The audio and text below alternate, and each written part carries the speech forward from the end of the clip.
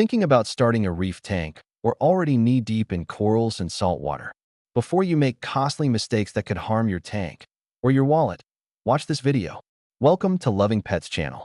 Today, we're breaking down the most common reef tank mistakes and how to avoid them so that you can save time, money, and most importantly, your corals. Let's dive in.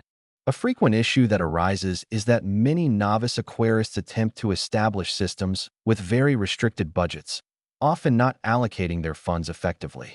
Meanwhile, others invest their hard-earned money in unnecessary equipment or overly complex automated systems. The situation is frequently made more challenging by the use of smaller aquariums, specifically those under 75 gallons. This isn't to imply that small reef aquariums can't be successful.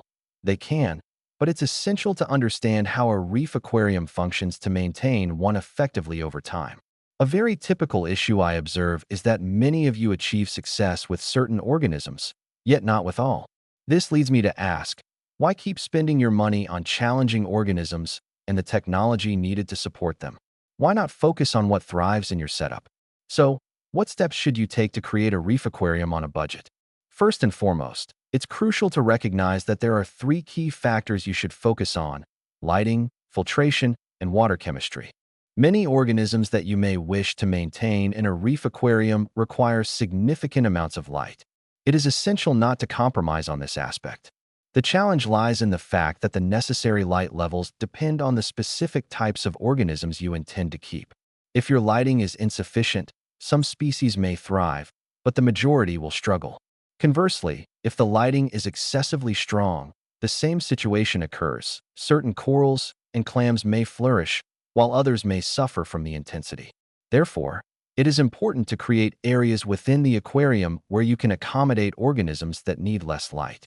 I understand that this may seem somewhat ambiguous, but until you determine what you wish to keep, you cannot accurately specify the type and amount of lighting required. The necessary intensity also varies based on the depth of the aquarium. Generally, you will need to install multiple fluorescent lights to adequately illuminate your tank. Alternatively, you could opt for the newer very high output VHO lamps, which require fewer units.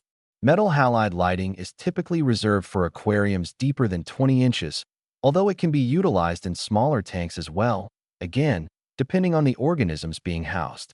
Indicators of insufficient lighting may include excessive vertical growth in animals like mushroom anemones, stunted growth or lack of growth, poor coloration, and darkening of the tissue followed by a gradual lightening as the zooxanthellae die off. On the other hand, signs of excessive lighting include a lack of extension in polyps and body tissue, as well as rapid lightening of the corals.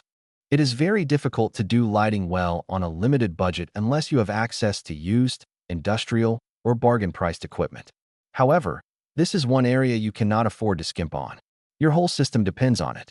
Filtration is a relatively straightforward aspect of maintaining a reef aquarium. You simply require at least some form of it. Most aquarists today continue to utilize live rock.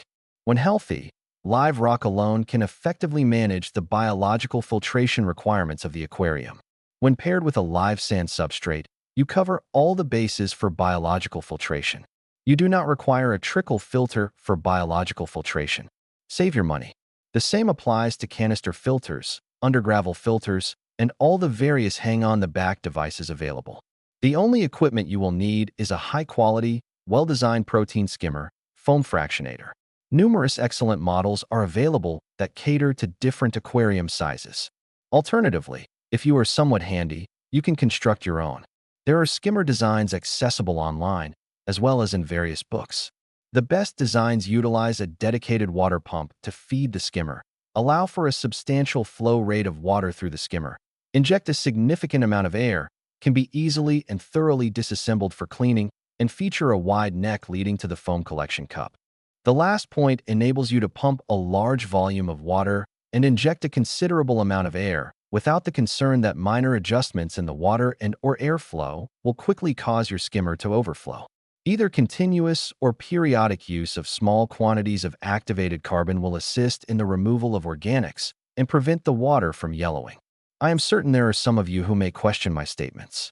However, Based on my own experiences and those of thousands of other successful reef aquarists across multiple continents, the aforementioned is genuinely all you need regarding filtration.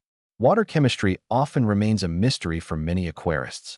Very few have a solid understanding of it, and even fewer seem inclined to engage with it for various reasons. The reality is that monitoring and comprehending the water chemistry of your aquarium is crucial for success and for effectively troubleshooting any potential issues. When managing aquariums that house calcifying organisms like coral, there are three key parameters to be aware of: calcium, pH, and carbonate alkalinity. Calcifying organisms need both calcium and carbonates to create calcium carbonate, which forms the structure of their bodies. To promote healthy growth, calcium levels should be maintained between 380 and 480 milligrams per liter mg/L. Carbonate alkalinity can be assessed in either milliequivalents per liter milliequivalent/L or German degrees of hardness DKH. Some testing kits, such as those produced by Lamott and Hatch, measure calcium carbonate in parts per million ppm. The specific units used are not critical, as they can all be converted to one another. I will focus on milliequivalent/L and DKH since these are the units most commonly used in hobbyist kits. To convert milliequivalent/L to DKH, multiply by 2.8, and to convert DKH to milliequivalent/L, divide by 2.8. To ensure optimal growth rates, alkalinity levels should be kept between 8 and 14 DKH. The pH level should be sustained between 8.0 and 8.4. While there are test kits available for measuring pH, as I noted in last month's article, investing in a pH meter is much more cost-effective over time. These meters can be purchased for less than $100. If you can maintain these three sets of parameters, you will be well on your way to achieving success. One of the most prevalent issues faced by reef aquarists is the occurrence of unwanted marine algae, including slime and hair algae. Both types stem from a shared underlying issue: an excess of nutrients in an unbalanced aquarium.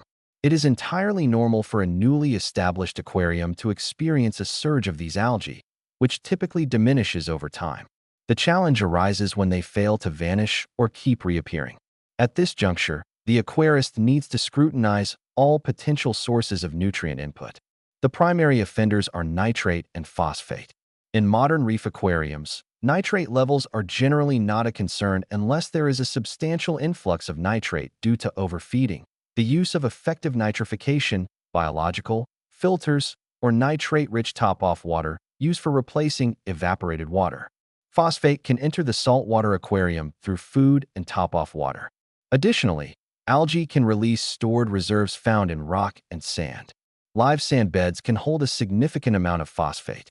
A curious situation arises when aquarists frequently report very low phosphate levels while still facing issues with unwanted algae. This occurs because hobbyist test kits only detect inorganic forms of phosphate. Algae and corals readily utilize this form, which is removed through skimming. However, organic forms of phosphate can subsequently become new sources of inorganic phosphate.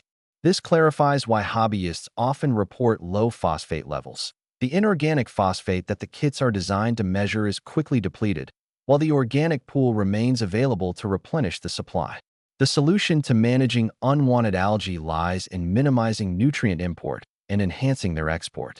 Nutrient imports can be curtailed by utilizing pure fresh water for top-offs and water changes, opting for only high-quality foods, and steering clear of overfeeding. Nutrient exports can be optimized by employing an effective protein skimmer, regularly using activated carbon, and incorporating grazers such as tangs, crabs, and other saltwater fish. Now that you know the most common reef tank mistakes and how to avoid them, if your reef aquarium systems don't work, it's time to re-examine the basics. Thank you for watching. If you found this video helpful, give it a like, share it with a fellow reef enthusiast, and don't forget to subscribe for more reef keeping tips. Have you got any questions or tips of your own? Drop them in the comments below. We'd love to hear from you.